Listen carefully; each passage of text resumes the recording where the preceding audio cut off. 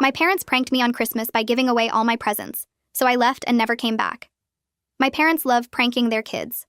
All 5 of us have been traumatized by their schemes. I've told them repeatedly these aren't pranks, they're harmful experiences that damage mental health. They never listen. I turned 18 this year. Got valedictorian. My parents asked for my Christmas list, promising they wanted to reward my hard work. Mom swore no pranks this time. I was skeptical but wanted to believe they were finally proud of me. I asked for one thing, a $40 book I couldn't find anywhere, not even the library. Christmas Day, huge family party. My boyfriend was there. When present time came, everyone was barely holding back laughter as they insisted I go first. My brother's gift, a MacBook box. I thanked him profusely. Open it first, he laughed. Inside, chocolates. I'm allergic to chocolate, which he knows. He'd given the actual MacBook to his wife. The box was the prank. My parents' gift, the book I wanted, except it was a dictionary with a fake cover. They'd given my actual book to my younger sister because she wanted to read it more. Every single gift was fake. Empty AirPods box, zero balance gift cards, Monopoly money in an envelope. Meanwhile, I'd spent everything I'd saved getting them real, thoughtful presents. I sat quietly while everyone else opened their actual gifts, gushing about how perfect they were. Dad asked why I wasn't praising my gifts. What gifts? I don't have any gifts. He exploded, calling me ungrateful, saying it was just a harmless prank. I snapped. You don't even know what pranks are. You promised me. You played with my self-esteem for a laugh. You've shown me I can never trust you. They called me entitled for ruining Christmas. I ran upstairs, packed everything essential, asked my boyfriend if I could stay with him.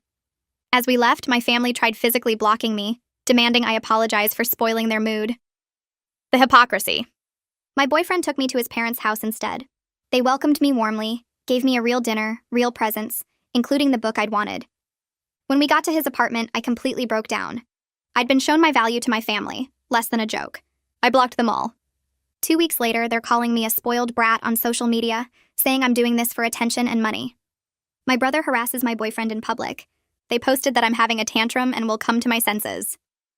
I called my mother one last time. You don't care about me.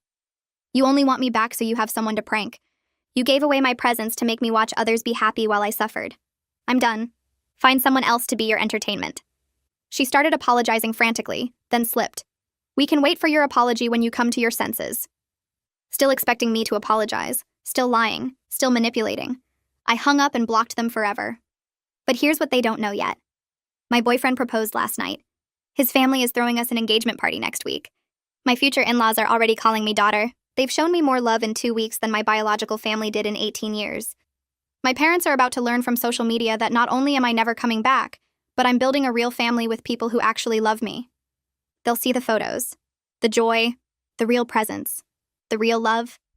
They wanted a prank? Here's mine. They lost their daughter forever over a $40 book. And unlike their pranks, this one's permanent. The engagement announcement goes live tomorrow. Let's see who's laughing then. I woke up with sunlight cutting through the blinds, and my first thought was checking if the ring was still there. It was. Silver band, small diamond, sitting on my left hand like proof that last night actually happened. My boyfriend was still asleep next to me, breathing steady and calm, and I just stared at the ring for probably 5 minutes straight. Part of me felt this huge wave of happiness, like my chest might explode from it. The other part felt sick to my stomach with guilt, because my family was out there somewhere posting lies about me, and I was here getting engaged like their cruelty didn't matter. My phone sat on the nightstand buzzing every few seconds. I grabbed it and saw 63 notifications. Most were from my family's social media posts, my relatives commenting on their lies, strangers who didn't know me taking their side. I didn't open a single one. I just turned the phone face down and decided that today I was choosing happiness over their poison. They could scream into the void all they wanted. I wasn't listening anymore. My boyfriend woke up around 9 and found me still staring at the ring. He kissed my forehead and asked if I was okay, and I told him I was scared and happy at the same time, which didn't make sense but was true. He got up and started making breakfast while I sat at the tiny kitchen table watching him crack eggs into a pan. We talked about the engagement announcement going live that afternoon, and I realized my hands were shaking so bad I had to sit on them. Part of me still feared their reaction even though I knew I was doing the right thing. What if they showed up here? What if they tried to ruin this too? My boyfriend noticed me spiraling and came over, took my hands in his, held them steady against the table. He said their anger proved I was finally putting myself first, which was exactly what they couldn't stand. They needed me to be small and grateful and easy to hurt. Me being happy without them destroyed their whole narrative. We spent the morning working on the engagement photo and announcement text. We took like 40 pictures before finding one we both liked. Simple photo, both of us smiling, my ring visible but not showy. The announcement text was harder. I kept wanting to explain why I left, defend myself against their lies, but my boyfriend reminded me that our joy didn't need justification. We kept it simple and positive. Just announced we were engaged, thanked people for their support, said we were excited for our future together. No mention of my family situation, no drama, just happiness. His parents came over around noon to see the final version before it posted. His mother looked at the photo and started crying happy tears, then hugged me so tight I couldn't breathe. She said she was so proud of me, so happy to call me daughter. I almost cried too because this was what parental pride actually looked like. Not mockery disguised as jokes, not fake gifts designed to humiliate, just genuine love and support without conditions attached. The announcement went live at 2 p.m. I hit post and immediately wanted to throw my phone across the room. Within minutes, the comments flooded in with congratulations from his family and friends. People I'd never met saying they were happy for us, that we made a beautiful couple, wishing us all the best. I watched my phone nervously, refreshing every few seconds, waiting for the inevitable explosion from my biological family. It felt like standing on a beach watching a tsunami form on the horizon. You know it's coming. You can see it building. But you can't do anything except wait for impact. 20 minutes after posting, my mother created a public response post. I saw the notification pop up and my stomach dropped. She claimed I was having a mental breakdown and making rash decisions to hurt them. Said I was confused and angry and not thinking clearly. That my boyfriend's family was taking advantage of my emotional state. My father added comments about how I was throwing away my family for attention, how I'd regret this when I came to my senses. My brother shared the whole thing with his own cruel commentary about me being manipulated by my boyfriend, how I was too stupid to see I was used. They made me sound crazy, unstable, like I was the problem instead of them. My younger sister sent me a private message 30 minutes later. It was surprisingly kind, which caught me off guard. She said she was happy for me, but scared of what our parents would do to her now that I was gone. They were already asking her questions about whether she knew where I was, if I'd contacted her, what I'd said. She was terrified of becoming their new target. I felt guilty for leaving her behind, this crushing weight in my chest that made it hard to breathe. But I also knew I couldn't save her until I saved myself first. You can't rescue someone from a burning building when you're still on fire. I sent her resources for teen support hotlines, websites for kids dealing with abusive families, told her to save money secretly, and make a plan for when she turned 18. I promised I'd help her when that time came. It wasn't enough, but it was all I could offer right now. Viviana Novikov commented on my engagement post an hour after it went live. I hadn't talked to her since graduation, but we'd been friends in high school before I started pulling away from everyone. She wrote this long public comment defending me and calling out my family's abusive behavior. Said she'd always known something was wrong with how they treated me, that she'd seen the signs but didn't know how to help. She was proud I finally got out and wished me nothing but happiness. Then she messaged me privately saying basically the same thing but more personal, that she remembered all the times I'd show up to the school looking exhausted or upset and make excuses. How my family always made mean jokes about me in front of my friends. She'd wanted to say something back then but didn't know if it was her place. Now she was saying it. My family was cruel, and I deserved better. My boyfriend's extended family rallied around us online over the next few hours. His aunts and uncles and cousins flooded the comments with support, drowning out my biological family's attacks. Every hateful comment from my relatives got buried under 10 positive ones from his. His Aunt Letitia started planning the engagement party immediately, messaging me to ask what foods I liked and what colors made me happy. She treated my preferences like they actually mattered, like my opinion was important. She asked about allergies, dietary restrictions, favorite desserts. Made me feel included instead of like an afterthought. I kept waiting for the catch, for the moment when she'd reveal this was all a joke. But it never came. That evening, Viviana came over with her father Stanislav. She'd told him about my situation and he wanted to help. He was a lawyer who specialized in family law, and he sat down with me and my boyfriend to explain options for getting a restraining order if my brother's harassment got worse. He didn't charge us anything, just offered his help because he thought what my family did was wrong. He treated me with this gentle respect that made me realize how abnormal my family's cruelty actually was. Normal parents don't humiliate their kids for fun. Normal siblings don't harass their sister's boyfriend in public. Normal families don't turn love into a weapon. Stanislav explained the legal process, what evidence we'd need, how to document any future harassment. He gave us his card and told us to call any time if we needed help. Said he had a daughter my age and couldn't imagine treating her the way my parents treated me. I had my first therapy appointment the next morning with a counselor who specialized in family trauma. My boyfriend's mother had helped me find her and set up the appointment. I walked into her office feeling like I might throw up from nerves. She was older, probably 50, with kind eyes and a calm voice. She asked me to tell her what brought me in, and I started explaining the Christmas incident. I made it through maybe 2 minutes before I started crying. Then I couldn't stop. I cried so hard I couldn't breathe right, couldn't get words out. She just sat there and waited, didn't rush me or tell me to calm down. When I finally got the whole story out, she said something that made everything crack open inside my chest. She said what happened wasn't a prank, but deliberate emotional abuse designed to break me down. That my family had systematically destroyed my self-worth for years using humiliation disguised as humor. That leaving was the healthiest thing I could have done. Hearing a professional say that, someone trained to understand these things, made me realize I wasn't crazy or oversensitive or ungrateful. I was a survivor of abuse. And I'd just taken the first step toward healing. 3 days after the engagement announcement went live, my boyfriend came home from work looking shaken. His hands were trembling when he put his keys on the counter. I asked what happened, and he told me my brother had shown up in the parking lot at his job. Just appeared out of nowhere while my boyfriend was walking to his car after his shift. My brother started yelling loud enough that people in the building could hear through the windows, called my boyfriend a predator who stole me away from my family, said he was manipulating me and turning me against everyone who loved me. My boyfriend's coworkers came outside when they heard the shouting. His boss stood in the doorway watching the whole thing. My brother kept screaming about how my boyfriend had brainwashed an 18-year-old girl and isolated her from her family.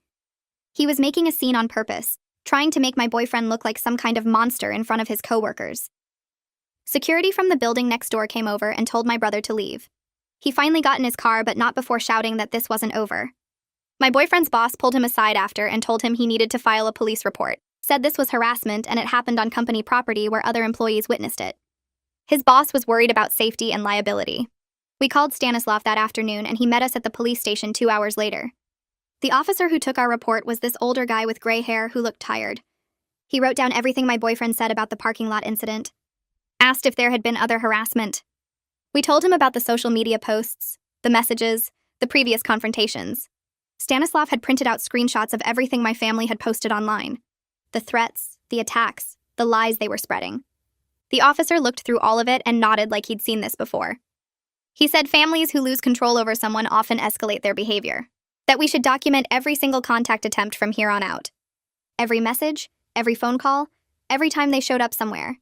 He said if the harassment continued, we'd have enough evidence for a restraining order. Filing that police report felt weird. Empowering because someone official was finally taking this seriously and documenting that my family was dangerous. But also scary because I was officially saying my own family was a threat, making it real and permanent in a way that couldn't be undone. The officer gave us a case number and told us to call immediately if anyone from my family contacted us again. Stanislav walked us out to the parking lot after. He said we did the right thing and that documentation was our best protection. That abusive families rely on their victims being too scared or guilty to involve authorities. By filing the report, we were taking away their power. That week, my phone rang with a number I didn't recognize. I almost didn't answer because I figured it was another family member calling from someone else's phone. But something made me pick up. The voice on the other end was my maternal grandfather, Rainer. I hadn't talked to him in months, maybe longer. He started by saying he was sorry. Sorry for not protecting me from his daughter's cruelty all these years. He said he'd been enabling her behavior out of what he called misplaced loyalty. That watching her attack me publicly on social media finally opened his eyes to how bad things had gotten. I didn't know what to say. His apology felt like it came 30 years too late. Where was he when I was a kid getting pranked until I cried? Where was he every Christmas when my parents humiliated me in front of everyone? I told him I appreciated the call, but I didn't know if I could trust it. He said he understood, that he'd failed me as a grandfather, and he wanted to make it right somehow. He asked if there was anything he could do to help me build my new life. I said I didn't know, and I needed time to think.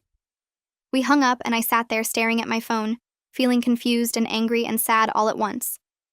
Rainer called back 3 days later. This time he had a specific offer. He wanted to pay for my college tuition as an apology, said he had money saved and nothing would make him happier than investing it in my education. I felt torn in half. Part of me wanted to refuse out of pride. I didn't want anything from anyone in my biological family. Didn't want to owe them or give them any claim over my future. But the practical part of me knew I needed help. College was expensive and I was starting from nothing. I told him I needed to talk to my therapist about it. He said to take all the time I needed. My therapist and I spent a whole session talking through the offer. She helped me understand that accepting support wasn't weakness. That if Rainer genuinely wanted to make amends, letting him contribute to my future was actually fair. He'd stood by and watched his daughter abuse me for years. The least he could do was help me recover from it. She also helped me see that I could accept his help with clear boundaries. I didn't have to let him back into my life emotionally just because he paid for school. I could take the practical support while keeping my distance. I called Rainer back and told him I'd accept his offer, but with conditions. He couldn't use the money to control me or demand access to my life. He couldn't tell my mother or anyone else in the family about helping me. And if he violated my boundaries even once, the deal was off. He agreed to everything without arguing. Said he just wanted to help and expected nothing in return. The next weekend, my boyfriend's cousin Callista took me shopping for engagement party clothes. I'd met her at family dinners and she was always nice, but this was the first time we hung out alone. She drove us to the mall and we walked through department stores looking at dresses. I kept gravitating toward plain, boring clothes in neutral colors. Things that wouldn't draw attention. Callista kept pulling out brighter options and holding them up to me. She'd say things like, "This color would look amazing with your skin tone," or "This style would really suit you." We went into a dressing room with a pile of options. I tried on this navy blue dress that Callista had picked out. It fit perfectly and actually looked good. I stared at myself in the mirror and suddenly couldn't breathe. My chest got tight and my vision went blurry. I was having a panic attack right there in the dressing room because I realized I was allowed to pick something I actually liked. My whole life, choosing things I wanted had been dangerous. My preferences were ammunition for pranks and mockery. Asking for what I liked meant setting myself up for disappointment. Callista heard me struggling to breathe and came into the dressing room. She didn't freak out or make it weird, just sat down on the floor next to me and stayed there until I could breathe normally again. She didn't ask a bunch of questions or make me explain. When I finally calmed down, she helped me find a dress that made me feel beautiful instead of invisible. A deep green one that I actually loved. She never once made me feel broken or crazy for having a panic attack over a dress. Back at the apartment, Letitia called to talk about engagement party plans. She wanted to know what kind of food I liked, what colors made me happy, if I had any allergies or dietary restrictions. She asked about music preferences and whether I wanted the party indoors or outdoors. Every single question was about what I wanted, what would make me comfortable, what would make me happy. She kept checking if I was okay with her suggestions. The party was scheduled for 2 weeks after the announcement. She involved me in every decision, asked if I wanted to invite anyone from my side, and I said just Viviana and Stanislav. She said that was perfect, and she'd make sure they felt welcomed. I kept waiting for the catch. For the moment when she'd reveal this was all a setup for some elaborate humiliation, that the party planning was just another prank and everyone would laugh at me for believing it was real. But that moment never came. She just kept being genuinely kind and treating my opinions like they mattered. Slowly, I started believing this kindness might actually be real. That not every nice gesture was hiding a cruel punchline. My paternal Aunt Heidi sent me a long message that same week. It showed up in my message requests on social media since I'd already blocked most of my family. She wrote paragraphs about how I was destroying the family and should be ashamed for airing private business publicly. Said I was being selfish and dramatic. That every family has problems and I was making a mountain out of a molehill. She said I should apologize to my parents and come home before I ruined relationships that could never be repaired. That I was breaking my mother's heart and my father's spirit. I read the whole thing and felt nothing. Just this blank emptiness where guilt and shame used to live. I blocked her without responding. My therapist had been teaching me that not every attack deserves my energy. That some people are so deep in the toxic system they can't see the truth even when it's right in front of them. Heidi had watched my parents torment me for years and never said a word. Now she was mad because I finally fought back. I didn't owe her an explanation or a response. Stanislav helped me start the process of getting my important documents from my parents' house. I needed my birth certificate, social security card, medical records, and other paperwork to enroll in college and handle adult responsibilities. He explained my legal rights as an 18-year-old adult. My parents had no right to keep my documents from me. We drafted a formal letter requesting the documents and giving them 10 days to comply. If they refused, we'd involve the police and potentially take legal action. Stanislav made everything sound simple and straightforward, like this was just basic legal procedure and not me going to war with my own parents. The letter was professional and cold. No emotions, no accusations, just a clear demand for my property with a deadline. We sent it certified mail so they couldn't claim they never received it. Stanislav said we'd wait out the 10 days and see how they responded. He seemed confident they'd either comply or dig themselves deeper into legal trouble. My parents responded to the legal letter exactly how I expected. Not by sending my documents, but by posting on social media. They claimed I was brainwashed by my boyfriend's family and threatened to sue for defamation. Said I was spreading lies about them and destroying their reputation. That they'd given me everything and I was repaying them with betrayal and false accusations. They tagged me in the post even though I'd blocked them, so their friends could see it. Stanislav actually laughed when I showed him the post. He said they had no legal grounds for a defamation suit. That truth is an absolute defense against defamation, and everything I'd said about them was documented fact. He explained that their desperation to maintain control was showing. That threatening legal action they couldn't follow through on meant they were running out of options. He said this was actually good for us because it showed their true nature to anyone still defending them. We were winning, he told me. Not in a way that felt good, but in a way that mattered. I applied to 3 local universities with Rayner's promised tuition support backing me up. I focused on programs that started in the fall semester, giving me a few months to get settled. My high school transcripts were strong since I'd been valedictorian. I wrote application essays about overcoming adversity without going into specific details about my family. The applications asked about my goals, and I wrote about wanting to help other people escape toxic situations. About understanding trauma from the inside, and wanting to use that knowledge to make a difference. All 3 schools accepted me within 2 weeks. I got the acceptance emails and just stared at my laptop screen, not quite believing it was real. I had options. Real choices about my future that nobody could take away or turn into a joke. Choosing where to go felt massive, like the first real decision I'd ever made for myself. Not what my parents wanted, not what would avoid punishment, just what I actually wanted for my own life. I picked the school with the best psychology program and the most resources for students. Submitted my enrollment confirmation and paid the deposit with money from my coffee shop job. It was official. I was going to college in the fall and nobody in my biological family had any say in it. My younger sister called me 3 nights after I submitted my enrollment confirmation. Her number flashed on my screen at 11 p.m. and I almost didn't answer because I was scared of what she'd say. But I picked up and heard her crying so hard she couldn't form words at first. I waited while she gasped and hiccuped and finally choked out that Mom and Dad were taking everything out on her now that I was gone. They pranked her constantly, worse than before, like they needed someone to torture and she was the only target left. She asked if she could come stay with me, and I felt my chest crack open because I wanted to save her, but I was barely keeping myself together. I told her about the teen crisis hotline again, wrote down the number slowly so she could copy it. I promised I'd help her the day she turned 18, that we'd have a plan ready and she could escape just like I did. But right now, I had to focus on my own healing, or I'd drown trying to rescue her. She cried harder and said she understood, but I could hear the betrayal in her voice. I hung up and stared at the wall for an hour, feeling like the worst sister alive.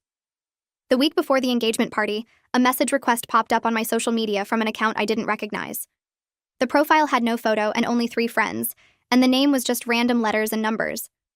I opened it and saw paragraphs about how my mother was dying of cancer and wanted to see me one last time before it was too late. The messages begged me to come home, said Mom was too proud to reach out directly, but she was wasting away thinking about our broken relationship. I felt sick reading it, that familiar pull of guilt and obligation trying to drag me back. But something felt wrong about the timing and the desperation. I took screenshots and brought them to my next therapy session 2 days later. My therapist looked at the messages and asked me questions about my mother's health history and whether anyone else in the family had mentioned cancer. I realized nobody had said anything, not even in their angry social media posts calling me ungrateful.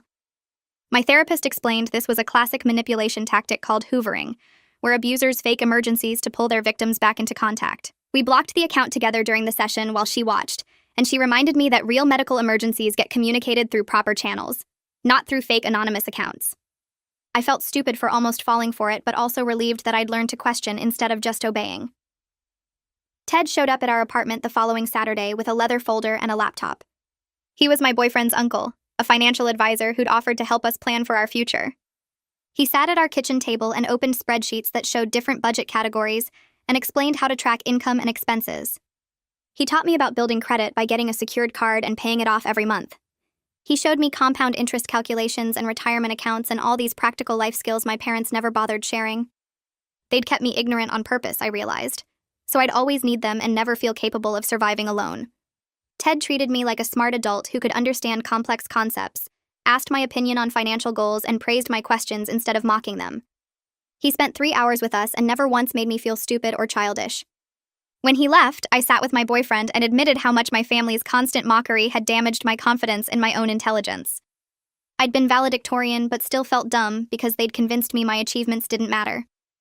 I applied for a job at the coffee shop 2 blocks from campus the next Monday.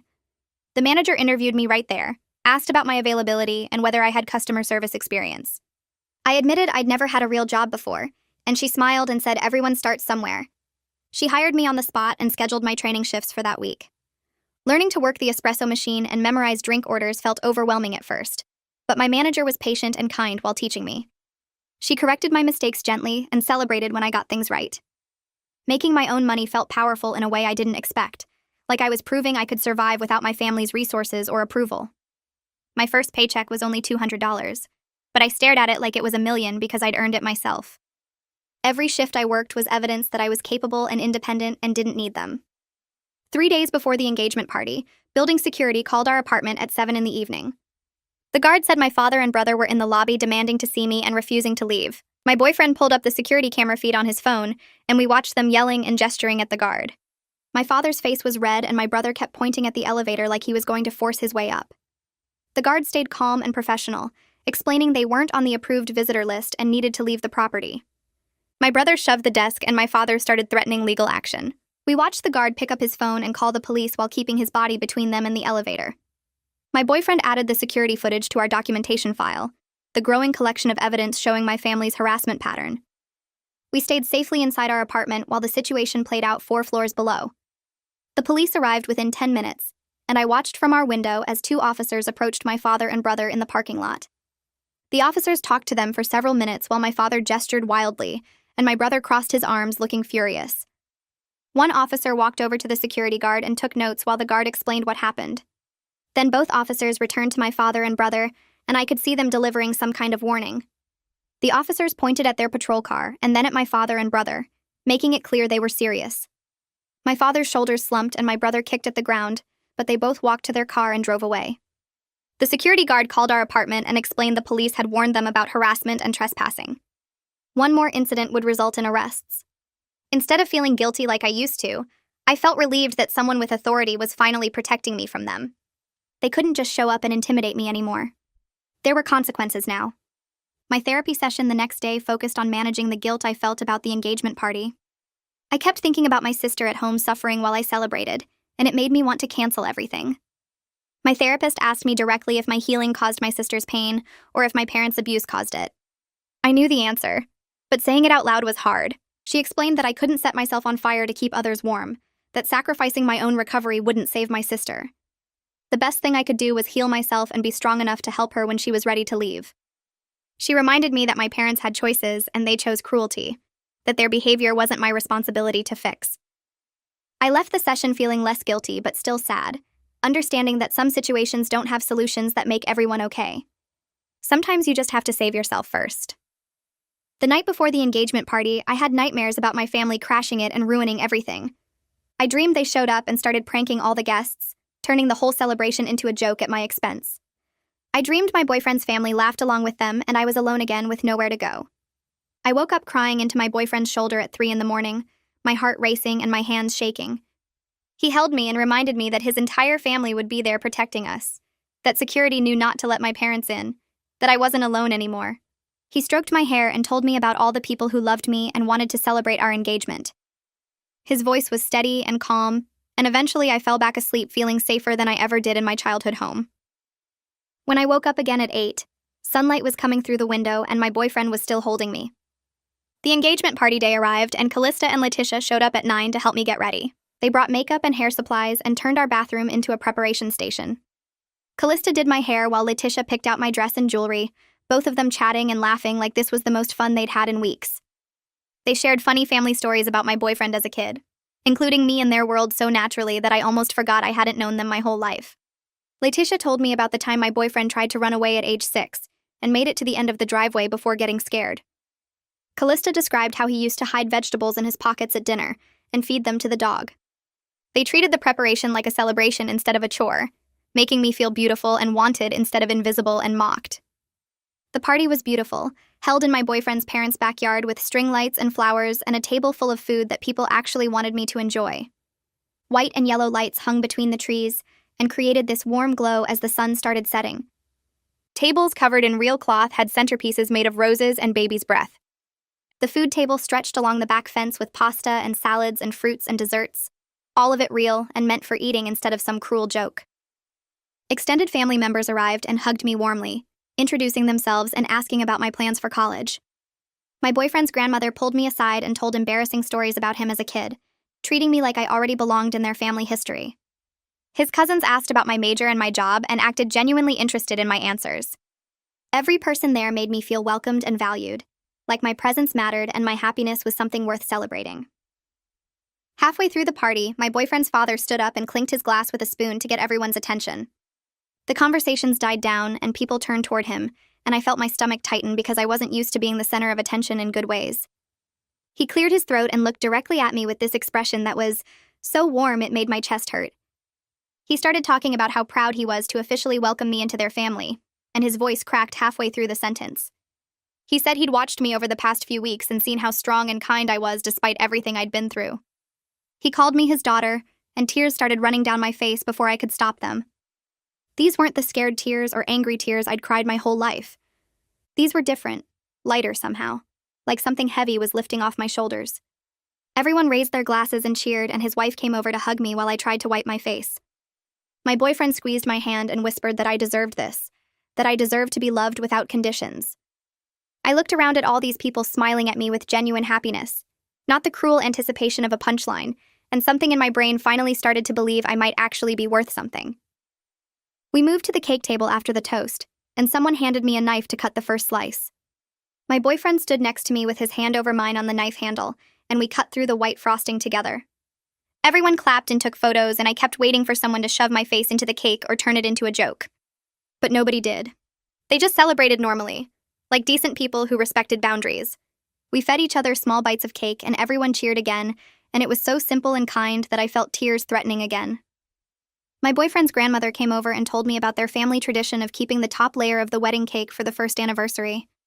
She said it like my future with them was certain and planned for, like I was already part of their history. I watched people eating cake and laughing and including me in their conversations, and my brain kept trying to find the trick or the trap. But there wasn't one. This was just what normal families did. They celebrated without cruelty. They showed love without conditions. They included people without making them earn it through humiliation. I stood there holding my plate of cake and realized my entire childhood had been so twisted that basic human kindness felt shocking. Viviana found me near the dessert table and pulled me aside toward the back fence where it was quieter. She had this excited look on her face and told me she had good news. She'd spent the past week reporting all my family's harassment posts to the social media platforms for targeted harassment and cyberbullying.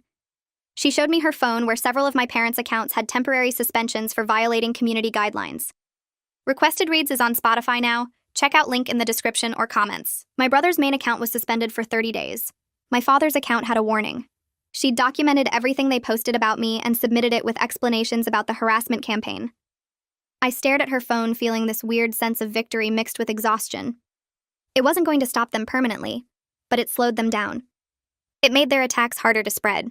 It showed that someone besides me thought their behavior was wrong. Viviana hugged me and said she wished she'd stood up for me back in high school when she first noticed how cruel my family was. I told her she was standing up for me now, and that mattered. We walked back to the party together, and I felt a little bit lighter knowing that my family's ability to attack me publicly had been reduced, even temporarily. Small victories still counted as victories. That night, after everyone left, I sat on my boyfriend's couch scrolling through photos from the party that people had posted online. My boyfriend was in the kitchen cleaning up, and I could hear him humming while he washed dishes. I looked at photo after photo of myself smiling. Not the fake smile I'd learned to perform for my family's cameras before they revealed the punchline. Real smiles. My eyes were bright and my shoulders were relaxed, and I looked genuinely happy in every single picture. My boyfriend came over and sat next to me, looking at the photos over my shoulder. He said he'd never seen me smile this much, and I realized he was right. I'd spent 18 years in survival mode, performing whatever role would get me through the day with minimal damage. I'd smiled when expected, but never from actual joy. I'd laughed at their pranks to avoid being called a bad sport. I'd pretended everything was fine to keep the peace. But today I'd smiled because I was actually happy, surrounded by people who wanted me to be happy. The difference was so obvious in the photos that it made me sad for the girl I used to be, the one who never got to experience joy without fear. My boyfriend kissed my forehead and said this was just the beginning, that I'd have thousands more days of real happiness. I leaned against him and kept scrolling through the photos, saving my favorites and feeling grateful that someone had documented proof of what genuine love looked like. The Monday after the party, I drove to the university I'd chosen and found the admissions office. The campus was bigger than I expected, with old brick buildings and students walking between classes looking stressed about finals. I checked in at the front desk and waited for my academic advisor appointment, feeling nervous about being treated like I was stupid or wasting everyone's time. The advisor called me back to her office and shook my hand with this firm, professional grip. She pulled up my file on her computer and immediately started talking about my valedictorian status with excitement. She said students like me were exactly who they wanted on campus, and she started pulling up course catalogs to plan my fall schedule. She asked what I wanted to study and listened to my answers without interrupting or mocking. She suggested challenging courses that would push me but not overwhelm me as a freshman. She talked about my intelligence like it was an asset instead of something to punish or hide. I signed up for biology, calculus, English composition, and psychology, feeling this growing excitement about actually learning without fear. She printed out my schedule and handed it to me with a smile, telling me she expected great things from me. I walked out of her office holding that paper like it was proof I deserved to be there, that my brain wasn't something to mock, but something to develop and celebrate. My phone buzzed that afternoon with a message from my younger sister. She'd found photos from the engagement party posted online by my boyfriend's family members. She said I looked peaceful and happy and she was glad I got out. Then she admitted something that made my stomach hurt. She was saving money secretly to leave when she turned 18. She had a notebook hidden in her room where she tracked every dollar from her part-time job. She was planning her escape the same way I'd planned mine. I sat in my car in the university parking lot reading her messages and feeling this complicated mix of pride and guilt. Pride that she was smart enough to plan ahead. Guilt that I'd left her behind to face our parents' cruelty alone. I messaged her back immediately, promising I'd help her when the time came. I told her to keep saving, to keep planning, to stay strong for one more year. I said I'd have a place for her to stay and resources to help her start over. I was throwing her a lifeline backward through time, giving her the support system I'd wished someone had given me. She sent back a heart emoji and told me she loved me, and I realized we were both survivors now, just at different stages of escape. I started attending a support group for people who'd gone no contact with abusive families on Thursday evenings at a community center downtown. The first meeting was terrifying because I had to admit out loud that my family was abusive, that I wasn't overreacting or being dramatic. There were 8 people in the circle, ranging from early 20s to late 50s. Everyone shared their stories and I heard patterns that matched my own experience. The love bombing followed by cruelty. The gaslighting that made us question our own memories. The public humiliation disguised as jokes. The family members who enabled the abuse by staying silent. When it was my turn, I talked about the Christmas incident and leaving home, and people nodded like they understood completely. A woman in her 40s told me she wished she'd left at 18 like I did, instead of wasting 20 more years trying to earn love from people incapable of giving it. She said she'd finally cut contact at 38 and spent the past 5 years rebuilding her sense of self. Her words hit me hard because I realized I could have become her, stuck in that cycle for decades if I hadn't gotten out now. After the meeting, several people gave me their phone numbers and told me to call if I needed support. I drove home feeling less alone, understanding that my experience wasn't unique or my fault, that there were other people who'd survived similar families and built good lives anyway. My boyfriend and I spent Saturday apartment hunting for a place that would be ours together instead of just his. We looked at 5 different apartments near campus, and I surprised myself by having opinions about what I wanted. I wanted windows that let in natural light. I wanted a kitchen big enough to actually cook in. I wanted a second bedroom we could use as an office. My boyfriend listened to every preference and never made me feel demanding or difficult. We found a small 2-bedroom apartment 3 blocks from campus with big windows and updated appliances. The rent fit our budget if we both worked part-time jobs. I walked through the empty rooms and imagined our furniture and our life together, and it felt real and possible. We signed the lease that afternoon, and the apartment manager handed me a set of keys. I held those keys in my hand and felt like I was drawing a physical line between my old life and my new one. This was my space that my parents would never enter. This was my home that I chose with someone who loved me. This was proof that I'd survived and started building something better. Rainer sent an email Monday morning confirming he'd sent the first tuition payment directly to the university. I logged into my student account and saw the payment posted, covering my entire fall semester tuition and fees. The financial aid office sent a confirmation email saying everything was set, and I was cleared to start classes in August. I wrote Rainer a thank you message that was polite but had clear boundaries about contact frequency. I said I appreciated his support but needed space to heal, and I'd reach out when I was ready for more communication. He responded within an hour saying he understood and respected my boundaries, and he'd wait to hear from me on my timeline. The fact that he actually respected my boundaries without argument or guilt trips made me cautiously hopeful that maybe one biological family connection could be healthy. It was more respect than my parents had ever shown me in 18 years. I saved his email in a folder and felt grateful that at least one person from my blood family was trying to make amends in a genuine way. My mother made one final attempt to contact me through my university email address on Wednesday. The message was long and dramatic, claiming she'd changed and realized how wrong she'd been. She begged for another chance to prove she could be a better mother. She said she'd been thinking about everything I said and understood now how much she'd hurt me. The message was almost convincing until the last paragraph, where she mentioned how much she missed having me around for family events. Not how much she missed me as a person, but how much she missed my presence at their gatherings. I forwarded the entire email to my therapist without responding to my mother. We discussed it in our next session, and my therapist explained how abusers often escalate their tactics when old ones stop working. They cycle through anger, bargaining, and fake remorse, trying to find what will get their victim to come back. She said the fact that my mother contacted me through my university email after I'd blocked everything else showed she was escalating, not changing. Real change would mean respecting my boundaries and leaving me alone. I left that session feeling validated in my decision to maintain no contact, understanding that some people apologize not because they're sorry, but because they want access to keep hurting you. I logged into my university email settings the next morning and created filters blocking anyone not already in my contacts. Then I walked across campus to the security office, where a woman with kind eyes listened to my explanation about my family's harassment pattern. She typed notes into her computer while I talked, nodding occasionally, and when I finished, she pulled up my student account and added flags that would alert campus police if my parents or siblings showed up looking for me. She printed out a form for me to sign authorizing security to intervene if they appeared on campus, and I signed it feeling both protected and sad that I needed this level of protection from my own family. The security officer handed me her direct phone number and told me to call immediately if I spotted any of them near campus buildings. Walking back to the apartment, I felt lighter knowing the university took my safety seriously, instead of dismissing my concerns as family drama. Moving day arrived on a Saturday morning, and my boyfriend's family showed up at his old apartment at 8 with a rental truck and endless energy. His mother brought 3 bags of groceries and immediately started organizing our kitchen, while his father and uncle carried furniture down 3 flights of stairs. Callista helped me pack boxes in the bedroom, carefully wrapping dishes in newspaper and labeling everything with colored markers. His cousin brought a toolkit and spent 2 hours assembling our bed frame, while his aunt cleaned the bathroom in our new place before we even moved our stuff in. I stood in the middle of the chaos watching everyone work together without complaining or expecting thanks, and something clicked in my brain about what family actually meant. These people showed up on their day off to carry heavy boxes upstairs because they wanted to help us start our life together. Nobody made jokes about how I should be grateful. Nobody turned the move into a prank or opportunity for humiliation. His mother stocked our pantry with basic supplies and refused to let me pay her back, saying that's what mothers do for their daughters.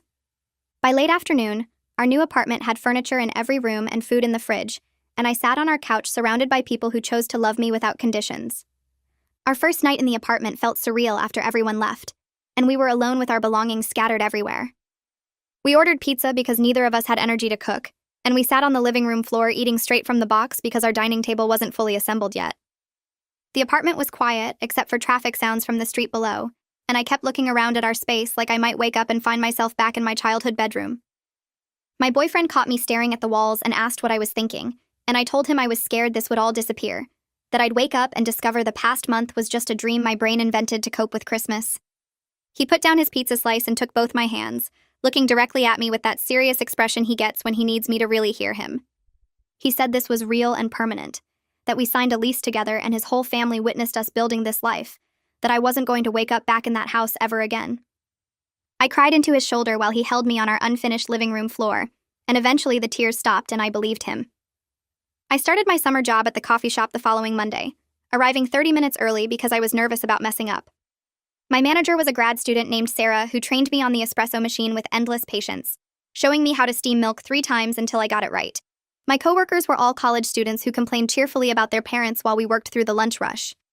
One girl griped about her mom texting her every hour asking about her location. Another guy rolled his eyes talking about his dad's curfew rules even though he was 20 years old. I listened to them vent about these minor annoyances and realized how completely different my situation had been. Their parents were overprotective and annoying, but they still had parents who cared where they were and wanted them home safe. My parents had cared more about setting up the perfect humiliation than about whether I felt loved or valued. During my break, I sat in the back room eating a sandwich and understood for the first time how extreme my family's treatment actually was. Normal families had boundaries that felt annoying. My family had cruelty disguised as entertainment. My therapy session that Wednesday focused on memories from before Christmas, and my therapist asked me to describe other times my parents had pranked me.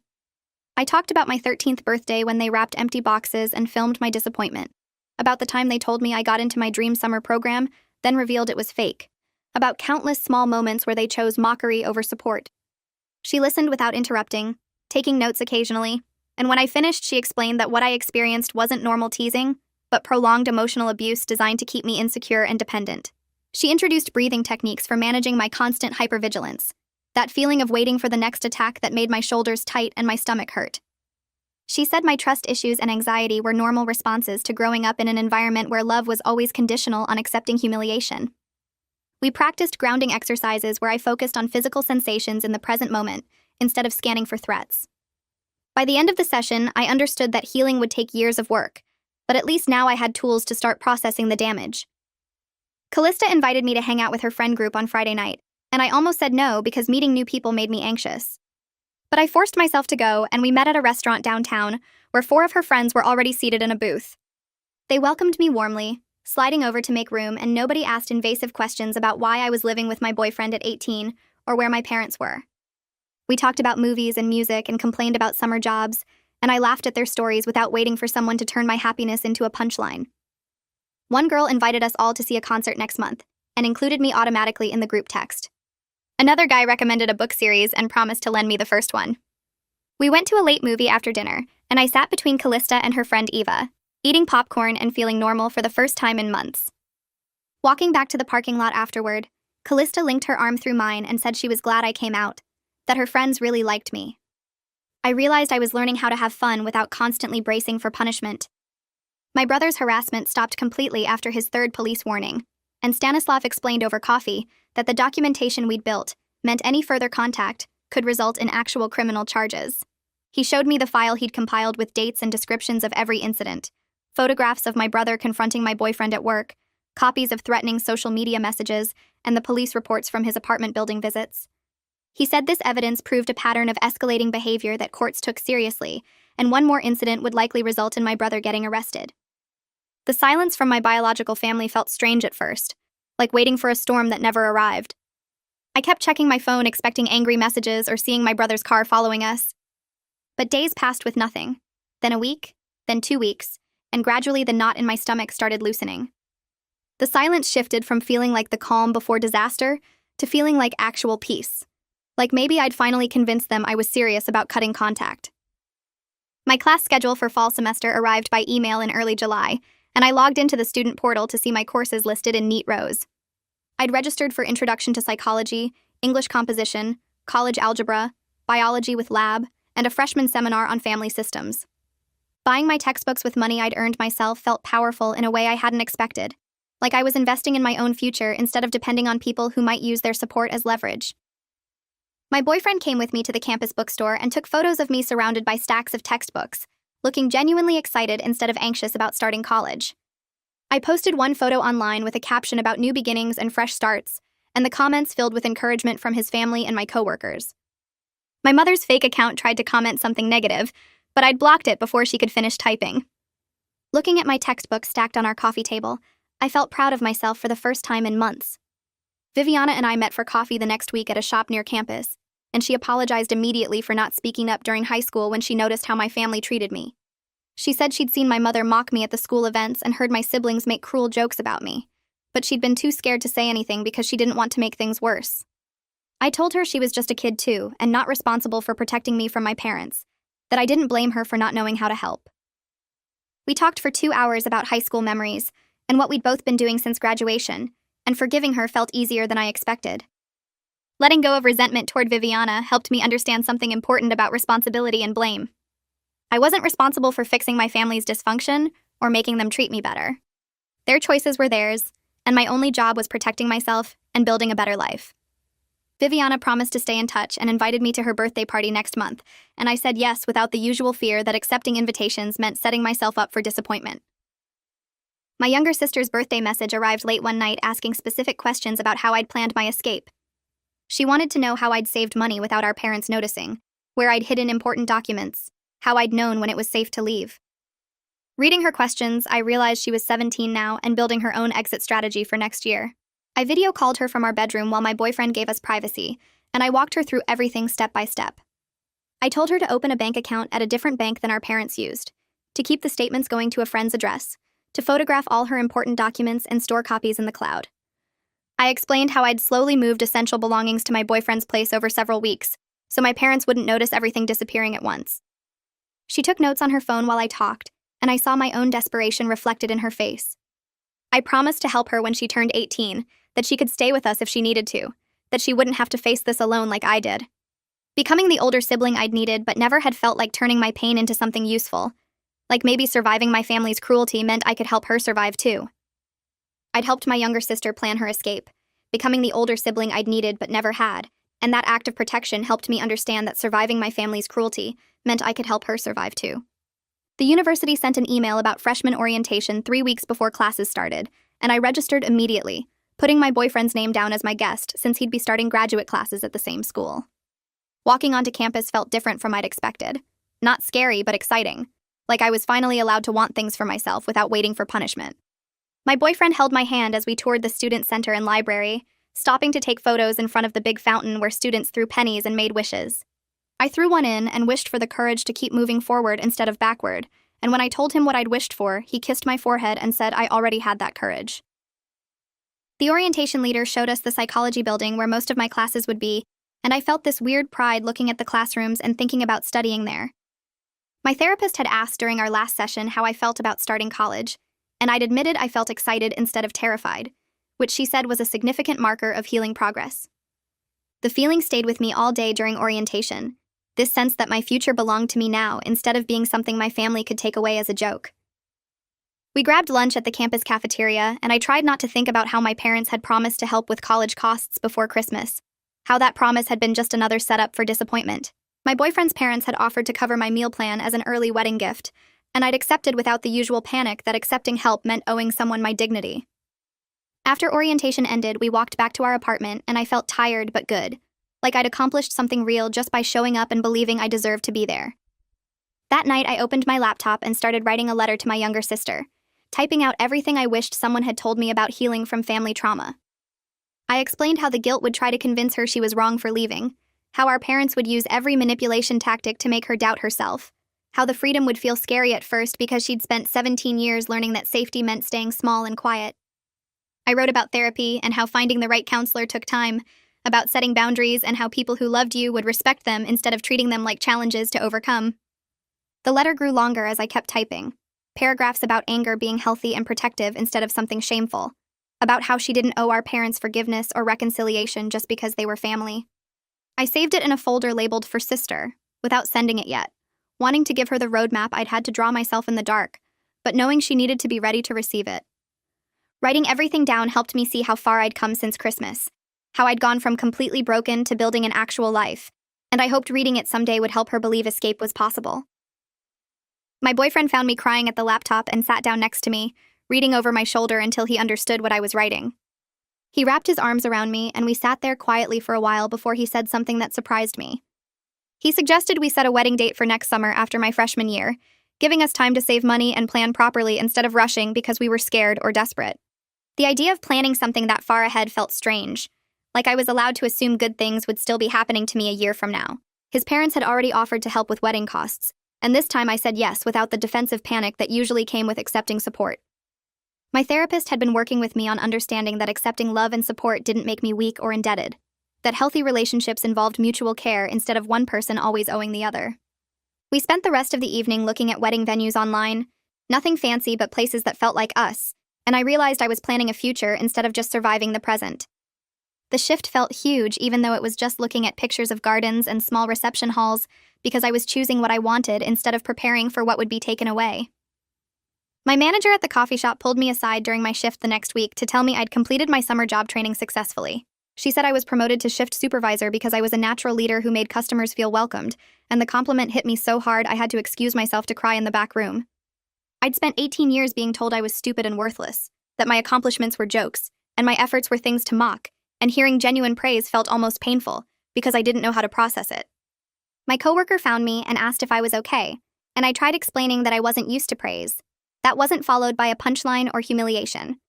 She hugged me and said I deserved every good thing that happened to me, that she'd noticed how hard I worked and how kind I was to difficult customers, and her words made me cry harder because they were true instead of traps. The promotion came with a small raise that would help with wedding savings, but more than that, it proved I could succeed when people weren't actively sabotaging me. I went home that night and told my boyfriend about the promotion, and he celebrated like I'd won a major award instead of just getting a shift supervisor position at a coffee shop. His genuine excitement reminded me that normal families celebrated each other's wins instead of turning them into competitions or jokes.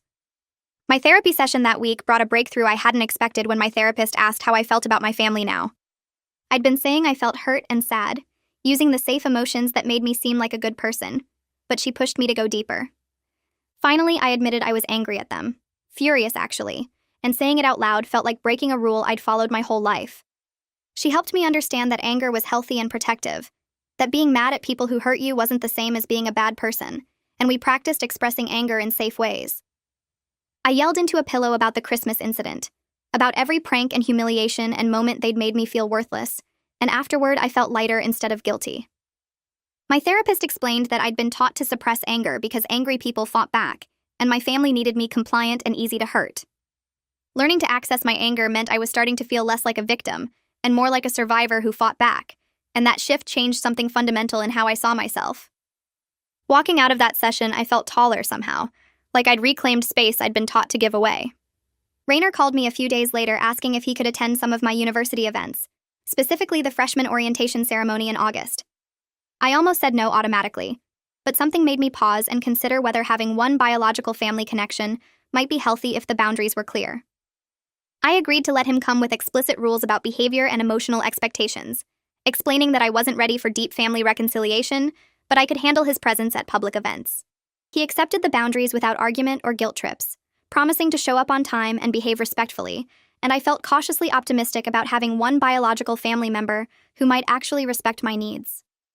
The orientation ceremony arrived 2 weeks later, and Rainer showed up exactly when he said he would, sitting quietly in the audience and clapping when my name was called. He didn't try to force hugs or emotional conversations afterward, just congratulated me simply, and asked if he could take one photo together. His restraint felt genuine instead of manipulative, like he understood he'd lost the right to unlimited access, and was grateful for whatever connection I'd allow. We took the photo and he left without drama, and I realized having him there hadn't ruined anything, which made me think maybe some family relationships could be salvaged if people were willing to do the actual work of respecting boundaries. I joined a campus club for first-generation college students during the first week of classes, looking for people who might understand what it meant to overcome family obstacles to pursue education. The first meeting had about 20 students, and we went around sharing why we'd joined, and when my turn came, I gave the basic version of my story about leaving an abusive family situation to start college. Several people nodded like they recognized parts of their own experiences in mine, and after the meeting, 3 different students came up to tell me my story inspired them to set firmer boundaries with their own difficult families. One girl said she'd been feeling guilty about limiting contact with her mother, but hearing me talk about choosing my own well-being helped her see that protecting yourself wasn't selfish. Sharing my story in that safe space helped me realize how far I'd come since Christmas, how I'd gone from completely shattered to functioning well enough to inspire others. The club became a weekly anchor where I could be honest about the hard parts of healing without judgment, and making friends who understood family trauma meant I didn't have to explain why certain things triggered me or why I flinched at unexpected kindness. My boyfriend suggested we start premarital counseling even though we weren't getting married for another year, saying he wanted to build healthy communication patterns from the start. I agreed immediately because I knew my family had taught me terrible relationship habits, and I didn't want to bring that damage into our marriage. The counselor we found specialized in helping couples build strong foundations, and our first session focused on communication styles and conflict resolution. She praised our emotional honesty with each other, saying we were doing the hard work that many couples avoided until problems became crises, and her validation made me feel proud instead of broken. We practiced having difficult conversations about money and family and future plans, learning how to disagree without attacking each other or shutting down. The counselor pointed out that I had a tendency to apologize for having needs or opinions, a habit left over from my family punishing me for taking up space. Working on that pattern with my boyfriend felt safe because he never used my vulnerabilities against me, never turned my admissions into weapons the way my family had. Each session taught us something new about building a partnership instead of just surviving together, and I started believing we could actually have a healthy marriage instead of just escaping into a less painful situation. I declared my major in psychology with a focus on family systems during my academic advising appointment, wanting to understand the dynamics that had damaged me and maybe help others escape similar situations. My academic advisor listened to my reasons for choosing this path and said my personal experience would make me an empathetic and effective counselor someday, turning my pain into purpose. She helped me map out the required courses and suggested I consider research opportunities studying family trauma and resilience, and talking about my future career made it feel real instead of just a fantasy. I'd spent so long believing I was stupid and incapable because my family had mocked every achievement, but sitting in that advising office planning my psychology degree proved they'd been wrong about me. The advisor mentioned that many students who'd experienced family trauma went into helping professions, that surviving difficult childhoods often created people who understood suffering and wanted to prevent it in others. Choosing this major felt like taking ownership of my story instead of just being a victim of it, like I was deciding that everything I'd survived would mean something beyond just my own pain. Fall semester started and I threw myself into my classes with an intensity that surprised me, discovering I was actually brilliant when I wasn't being sabotaged and mocked. My introduction to psychology professor praised my essay on family systems theory, saying I had an intuitive understanding of complex dynamics that usually took students years to develop. I made the dean's list my first semester with a grade average that would have made my parents proud if they'd been capable of pride instead of jealousy. My boyfriend's family celebrated like it was a major holiday when I showed them my grades, his mother baking a special cake and his father giving a toast about my accomplishments. They threw a small dinner party to honor my academic success, inviting extended family who congratulated me without any jokes or pranks or suggestions that I didn't really deserve it. Sitting at that table surrounded by people who genuinely celebrated my achievements instead of punishing them, I finally understood what family was supposed to be. The contrast between this celebration and how my biological family had treated my valedictorian status made me angry all over again, but this time the anger felt clean and justified instead of shameful. I'd proven that I could thrive when people stopped actively trying to break me down, and my success felt like the best possible revenge against everyone who told me I was worthless. My younger sister's message came through at 11:47 p.m. on her 18th birthday. 3 words that made my hands shake. I'm leaving tonight. I called her immediately and walked her through everything while my boyfriend grabbed his keys and headed for the door. I told her to pack only what she could carry in one backpack, to grab her documents if she could find them, to leave her phone behind if our parents paid for it because they could track it. She whispered answers between shaky breaths, and I heard our mother's voice in the background asking who she was talking to, heard my sister lie smoothly about a friend calling to wish her happy birthday. My boyfriend texted me updates as he drove, and I stayed on the phone with my sister, keeping her calm while she waited in her room with the lights off and her backpack ready. 20 minutes felt like 20 hours before my boyfriend texted that he was parked 2 houses down, and I told my sister to go now, right now, don't look back. She hung up and I sat on our couch staring at my phone screen, remembering the terror of my own escape, praying she'd make it out before anyone stopped her. 15 minutes passed before my boyfriend called to say she was in the car, and they were driving away, and I started crying with relief I hadn't known I was holding in. They arrived at our apartment 40 minutes later, and when my sister walked through the door with her single backpack, and eyes full of fear, I pulled her into the tightest hug and promised her she was safe now, that we both survived, and she would too. She broke down sobbing against my shoulder and I held her while she shook, thinking about how I'd wished someone had been there to catch me when I fell. We spent the next morning helping my sister enroll in community college for the spring semester, filling out paperwork in the admissions office while she kept glancing at the door like our parents might burst through it. The admissions counselor was patient and kind, explaining financial aid options and helping my sister pick classes that would transfer to a 4-year school later. I got her a job application at my coffee shop that same afternoon, and my manager hired her on the spot after I vouched for her work ethic. My sister slept on our couch for 3 months while saving money from her paychecks, and watching her slowly relax into safety felt like watching myself heal all over again. She stopped flinching when doors opened unexpectedly, started laughing at jokes without checking if anyone was mocking her, began making plans for her future instead of just surviving each day. Having her in our apartment made the space feel like the family home I'd always wanted but never had, where people supported each other instead of tearing each other down for entertainment. She'd wake up some mornings looking confused about where she was, then remember she was safe and smile with this relief that made my chest ache. We'd have breakfast together before our shifts at the coffee shop, talking about her classes and my wedding plans and all the normal things sisters should get to discuss. My boyfriend never complained about the cramped space or the extra person, just welcomed her like she'd always been part of our household. My parents made one final public post 3 weeks after my sister left, claiming both their daughters had abandoned them and playing the victim card for maximum sympathy. They wrote this long, dramatic story about how they'd sacrificed everything for their ungrateful children, how they'd tried so hard to make family traditions fun and memorable, how they couldn't understand why we'd turned our backs on them. The post got shared by a few of their friends at first, people offering sympathy and calling us selfish. But then the comments shifted as people who actually knew our family started speaking up, pointing out the pattern of cruel behavior they'd witnessed over the years, mentioning specific incidents where our parents had humiliated us publicly. Someone from my high school wrote about how they'd watched my mother mock my valedictorian speech at graduation, making jokes about how I'd probably plagiarized it. A neighbor mentioned seeing my father laugh while my brother cried after another prank gone wrong. The supportive comments for my parents got buried under people calling out their toxic behavior, and Viviana screenshot the whole thread and sent it to me with a message saying the truth was finally louder than their lies. I read through every comment with my sister sitting beside me, both of us crying as we realized public opinion had shifted because people were finally seeing what we'd lived through for years. My parents deleted the post 6 hours after putting it up, but the screenshots lived forever, proof that their version of events wasn't fooling anyone anymore.